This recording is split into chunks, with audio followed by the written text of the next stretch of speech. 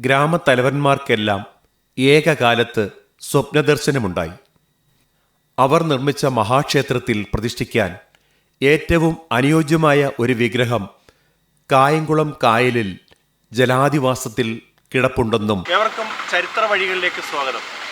ക്ഷേത്രങ്ങളെ പരിചയപ്പെടുത്തുന്ന ഈ പരമ്പരയിൽ കേരളത്തിലെ മഹാക്ഷേത്രങ്ങളിലൊന്നായ ഹരിപ്പാട് ശ്രീ സുബ്രഹ്മണ്യ സ്വാമി ക്ഷേത്രമാണ്. ഏറ്റവും വലിയ കുടിമരം, ഏറ്റവും വലിയ മഹാക്ഷേത്രം എന്ന പ്രാധാന്യമുള്ള ഹരിപ്പാട് ശ്രീ സുബ്രഹ്മണ്യ സ്വാമി ക്ഷേത്രത്തിൻ്റെ ചരിത്ര ഏടുകളിലേക്ക് നമുക്കൊന്ന് പോകാം.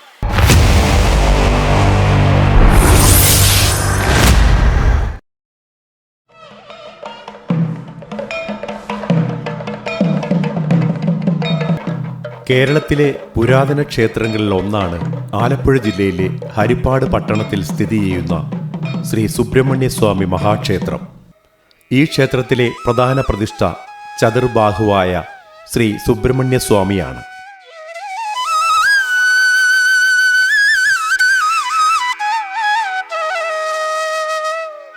കേരള പഴനി, തെക്കൻ പളനി എന്നീ പേരുകളിൽ പുകൾപ്പറ്റ ഈ ക്ഷേത്രം കേരളത്തിലെ ഏറ്റവും വലിയ സുബ്രഹ്മണ്യസ്വാമി ക്ഷേത്രങ്ങളിലൊന്നാണ്. തിരുവിതാംകൂർ ദേവസ്വം ബോർഡിൻ്റെ കീഴിൽ പ്രവർത്തിക്കുന്ന ഈ ക്ഷേത്രത്തിൻ്റെ ചരിത്രത്താളുകളിലേക്ക് നമുക്കൊന്ന് പോകാം. ഹരിപ്പാട് സുബ്രഹ്മണ്യസ്വാമി ക്ഷേത്രത്തിൻ്റെ ഉത്ഭവവുമായി ബന്ധപ്പെട്ട് നിലനിൽക്കുന്ന ഐതിഹ്യം ഇതാണ്. പണ്ട് ഈ സ്ഥലത്തിൻ്റെ പേര് ഏകചക്ര എന്നായിരുന്നുവെന്ന് പറയപ്പെടുന്നു. അന്നത്തെ ഗ്രാമത്തലവന്മാരുടെ ഉടമസ്ഥാവകാശത്തിൽ ഒരു കുമാരക്ഷേത്രം, അതായത് സുബ്രഹ്മണ്യസ്വാമി ക്ഷേത്രം നിലനിന്നിരുന്നു. തൃക്കോവിൽ ക്ഷേത്രം എന്നായിരുന്നു അതിൻ്റെ പേര്. അതിൻ്റെ സമീപത്തായി ഒരു മഹാക്ഷേത്രം നിർമ്മിച്ച് അവിടെ അയ്യപ്പസ്വാമിയെ പ്രതിഷ്ഠിക്കാൻ ഗ്രാമയോഗം തീരുമാനിച്ചു. അതിനായി വിദഗ്ധരായ പണിക്കാരെ നിയോഗിച്ചു. മാസങ്ങൾ നീണ്ട കഠിനാധ്വാനത്തിനൊടുവിൽ ക്ഷേത്ര നിർമ്മാണം പൂർത്തിയായി. ദേവശില്പിയായ വിശ്വകർമാവ് പോലും അമ്പരന്ന് പോകും വിധം മനോഹരമായ പഞ്ചപ്രാകാരങ്ങളോടുകൂടിയ ഒരു മഹാക്ഷേത്രം അവിടെ ഉയർന്നു വന്നു. പ്രതിഷ്ഠയ്ക്കുള്ള ദിവസവും നിശ്ചയിക്കപ്പെട്ടു. അങ്ങനെയിരിക്കെ ഒരു ദിവസം ഗ്രാമത്തലവന്മാർക്കെല്ലാം ഏകകാലത്ത് സ്വപ്നദർശനമുണ്ടായി.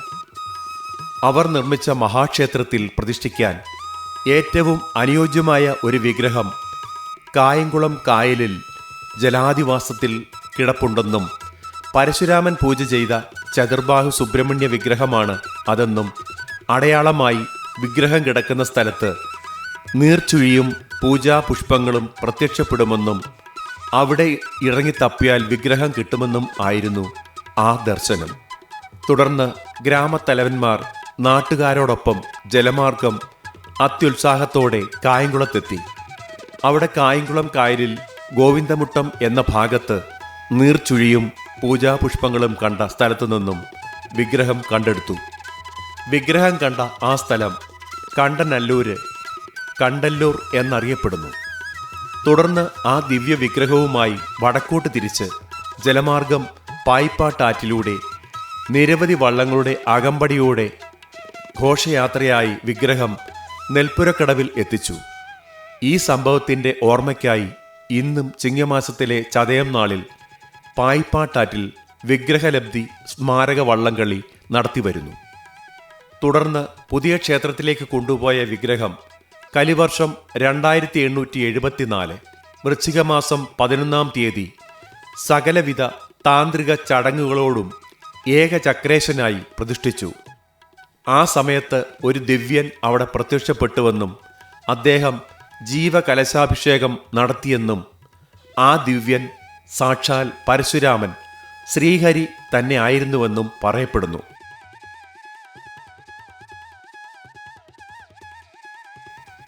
അങ്ങനെ ശ്രീഹരിയുടെ പാദം പതിഞ്ഞ സ്ഥലം ഹരിപ്പാദപൂരം എന്നും കാലാന്തരത്തിൽ ഹരിപ്പാടെന്നും അറിയപ്പെടാൻ തുടങ്ങി.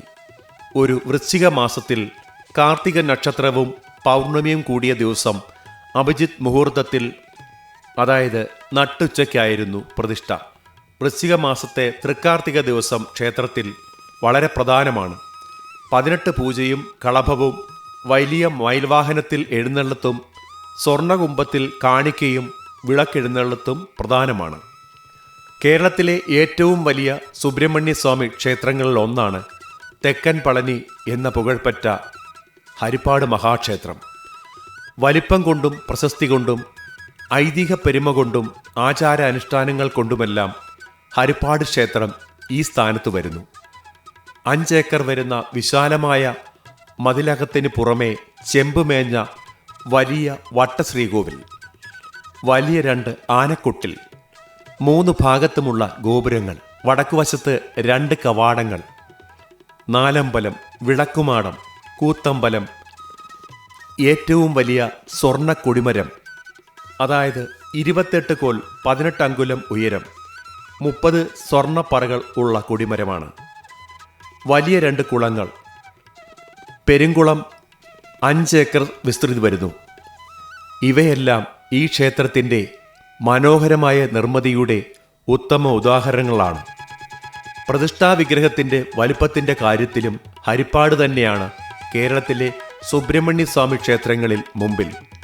6 അടി ഉയരമുള്ള മനോഹരമായ കൃഷ്ണശിലാ നിർമ്മിതമായ ചതുർബാഹു വിഗ്രഹത്തിൽ കിഴക്കോട്ട് ദർശനമായാണ് സുബ്രഹ്മണ്യസ്വാമി വാഴുന്നത്. പുറകിലത്തെ തൃക്കൈകളിൽ ശക്തി, പവി എന്നീ ആയുധങ്ങളും വലത് മുൻകൈയിൽ വേലും ഇടത്തെ മുൻകൈ എളിയിലും വെച്ചുകൊണ്ടുള്ളതാണ് ഭഗവത് വിഗ്രഹം. മേടമാസത്തിൽ വിഷു ദിവസം കൊടിയേറി കണി കണ്ട് 10-ാമുദയത്തിന് ആറാട്ടോടെ കഴിയുന്ന ചിത്തിര ഉത്സവം, ചിങ്ങമാസത്തിൽ അത്തം നാളിൽ കൊടിയേറി തിരുവോണം നാളിൽ ആറാട്ടോടെ കഴിയുന്ന ആവണി ഉത്സവം, ധനുമാസത്തിൽ ചതയം നാളിൽ കൊടിയേറി തിരുവാതിര നാളിൽ ആറാട്ടോടെ കഴിയുന്ന മാർഗഴി ഉത്സവം, ഇവ യഥാക്രമം ത്രിമൂർത്തി സങ്കല്പങ്ങളെ സൂചിപ്പിക്കുന്നു.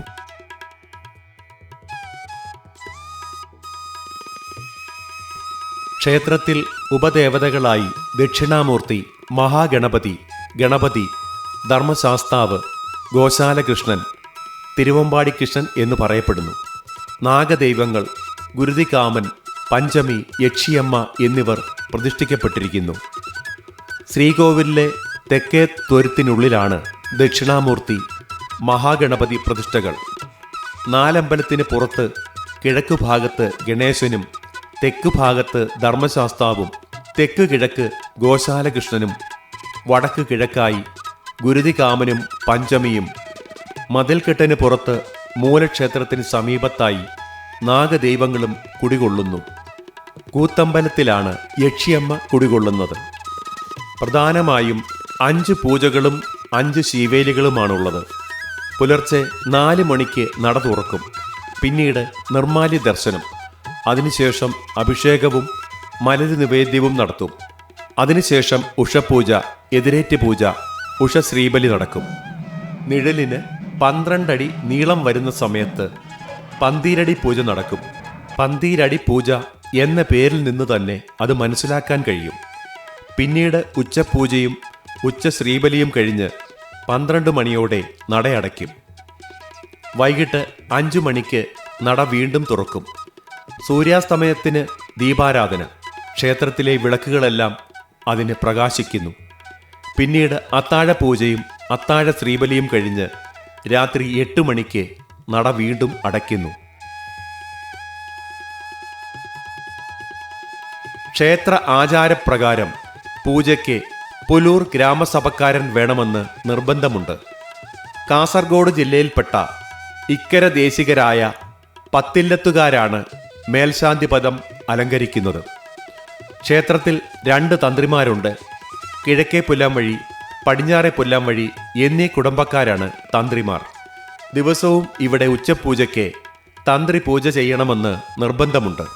ഇടിച്ചു പിഴിഞ്ഞ പായസവും തുലാപായസവും പഞ്ചാമൃതവുമാണ് പ്രധാന വഴിപാടുകൾ. തൈപ്പൂയ ദിവസം ഇവിടെ വളരെ പ്രാധാന്യമാണ്. ഏകദേശം 10,000-ഓളം കാവടികൾ ഇവിടെ എത്താറുണ്ട്. നട തുറന്നിരിക്കുന്ന സമയങ്ങളിൽ തൈപ്പൂയ ദിവസം കാവടി അഭിഷേകം നടന്നുകൊണ്ടേയിരിക്കും.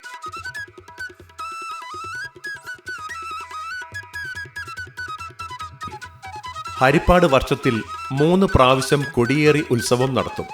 വിഷുവിന് കൊടിയേറി, പത്താമുദയത്തിന് ആറാട്ട് വരുന്ന ചിത്തിര ഉത്സവമാണ്, അതായത് പടഹാദി ഇതിൽ പ്രധാനം. ചിങ്ങമാസത്തിലെ തിരുവോണത്തിന് ആറാട്ട് വരുന്ന ആവണി ഉത്സവം ധ്വജാതി, ധനുവിലെ തിരുവാതിരയ്ക്ക് ആറാടുന്ന മാർഗഴി, അങ്കുരാതി ഉത്സവം എന്നിവയാണ് മറ്റ് ഉത്സവങ്ങൾ. ചിത്തിര ഉത്സവത്തിന് ആദ്യ ദിവസത്തെ കൊടിയേറ്റിന് പിന്നാലെ മൂന്നാം ഉത്സവത്തിന് മൂലസ്ഥാനമായ കീഴ്തൃക്കോവിലിൽ കൊടിയേറ്റും. അഞ്ചാം ഉത്സവത്തിന് ഉപദേവതയായ തിരുവൻപാടിക്കണ്ണന്റെ നടയിലും കൊടിയേറുന്നു. ചിത്തിര ഉത്സവത്തിൻ്റെ ഏറ്റവും പ്രധാന ചടങ്ങുകളായ വലിയ കാണിക്കയും യാത്രയയപ്പും 9-ാം ഉത്സവ ദിവസം നടക്കും. 9-ാം ഉത്സവത്തിന് രാത്രിയിലാണ് ഈ ചടങ്ങുകൾ. വൈകുന്നേരം 6 മണിയോടെ തുടങ്ങി അടുത്ത ദിവസം പുലർച്ചെ 5 മണി വരെ നീളുന്ന എഴുന്നള്ളപ്പാണ് ഇതിലെ ഏറ്റവും വലിയ പ്രത്യേകത. വൈകുന്നേരം 6 മണിയോട് തുടങ്ങി അടുത്ത ദിവസം പുലർച്ചെ 5 മണി വരെ നീളുന്ന എഴുന്നള്ളിപ്പാണ് വലിയ കാണിക്കയ്ക്കും യാത്രയയപ്പിനുമായി നടത്തുക. 9-ാം ഉത്സവത്തിന് വൈകുന്നേരം തങ്കത്തിടമ്പിൽ ആനപ്പുറത്ത് എഴുന്നള്ളിക്കുന്ന ദേവന്റെ തിരുമുമ്പിൽ പതിവ് പോലെ വേലകളിക്ക് പിന്നാലെ സേവ തുടങ്ങും. രാത്രി 10 മണിയോടെ ഇത് പൂർത്തിയായി കഴിയുമ്പോൾ അകത്തെ ആനക്കൊട്ടിലിൽ ദേവനെ കിഴക്കോട്ട് ദർശനമായി എഴുന്നള്ളിച്ചു നിർത്തും.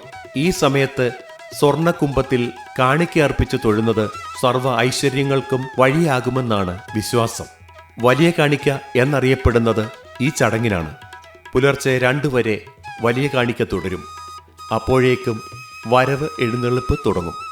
ദേവന്റെ പിതാവായി അലങ്കരിക്കുന്ന തൃപ്പക്കുടം മഹാദേവൻ, സഹോദരി സ്ഥാനമലങ്കരിക്കുന്ന കന്യാട്ടുകുളങ്ങര ദേവി, തിരുവിലഞ്ഞാൽ ഭഗവതി എന്നീ ദേവതകൾ നഗരി ക്ഷേത്രത്തിൽ ഒത്തുകൂടി ക്ഷേത്രത്തിലേക്ക് വരുന്നതായ സങ്കല്പത്തിലാണ് വരവ് എഴുന്നള്ളിപ്പ്.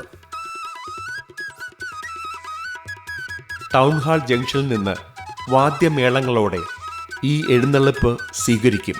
തുടർന്ന് സുബ്രഹ്മണ്യ സ്വാമിക്കും കീഴ്തൃക്കോവിലപ്പനും ധർമ്മശാസ്താവിനും ഗോശാലകൃഷ്ണനും ഒപ്പം ഈ ദേവതകളും ചേർന്ന് കൂടി എഴുന്നള്ളത്ത് തുടങ്ങും. ക്ഷേത്രത്തിന് 9 പ്രദക്ഷിണങ്ങളോടെയാണ് കൂടി എഴുന്നള്ളത്ത് പൂർത്തിയാവുക. അവസാന പ്രദക്ഷിണത്തിന് കന്യാട്ടുകുളങ്ങര ഭദ്രകാളിയും തിരുവിലഞ്ഞാൽ ഭഗവതിയും യാത്ര ചോദിച്ച് മടങ്ങുന്നതായാണ് സങ്കല്പം. ഈ ദേവതകളെ ക്ഷേത്രത്തിൽ നിന്ന് യാത്രയാക്കുമ്പോൾ വാദ്യമേളങ്ങൾ സ്വരം താഴ്ത്തും. തൃപ്പക്കുടത്തപ്പൻ യാത്ര ചോദിക്കുമെങ്കിലും സുബ്രഹ്മണ്യസ്വാമി അനുമതി നൽകാത്തതിനാൽ ക്ഷേത്രത്തിൽ തങ്ങുമെന്നാണ് വിശ്വാസം. ഇതിനാൽ തൃപ്പക്കുടത്തപ്പനെ കിഴക്കേ വല്യമ്പലത്തിൽ ഇറക്കി എഴുന്നള്ളിക്കും. പുലർച്ചെ 6 മണിയോടെ മാങ്കാംകുളങ്ങര ക്ഷേത്രത്തിലേക്ക് ദേവൻ പള്ളിവേട്ടയ്ക്ക് എഴുന്നള്ളിച്ചു പോകുന്നു. തുടർന്ന് അമ്പലത്തിൽ തിരിച്ചെത്തുന്ന ദേവനെ ഉറക്കുന്ന സങ്കല്പത്തിലെ പള്ളിക്കുറുപ്പോടെയാണ് 9-ാം ഉത്സവം പൂർണ്ണമാകുന്നത്.